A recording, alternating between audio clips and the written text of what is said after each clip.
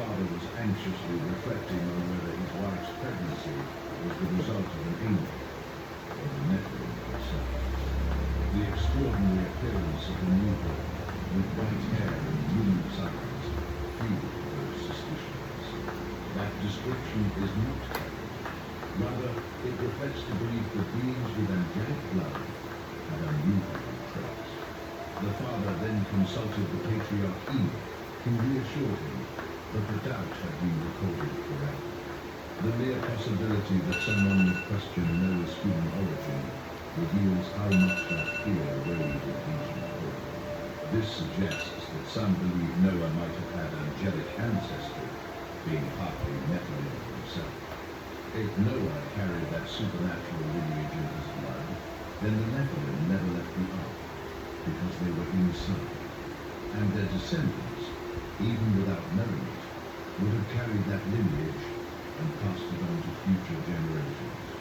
This hypothesis was formulated in the 1st century BC, and many experts consider it an alternative narrative. It might not be the most probable explanation, but it shows that even in ancient times, people sensed something was wrong. Even the men of the past perceived the contradiction of the return of the Nephilim and sought to explain it. The second hypothesis is more solid and comes from the linguistic analysis of the biblical account of the flood itself. The scholar Michael Heiser, a doctor in biblical Hebrew and ancient Semitic languages, offers a revealing perspective. Heiser dedicated decades to the study of the supernatural background of the Old Testament from a rigorous academic perspective. His linguistic analysis of the Hebrew terms used in the flood narrative yields unexpected results. Genesis 7:19 states that the waters covered all the high mountains under the sky, and apparently total sky. However, Heiser argues that in biblical Hebrew, the word all does not always imply an absolute totality. Similarly, the word world in the scriptures does not necessarily refer to the entire planet as we understand it today.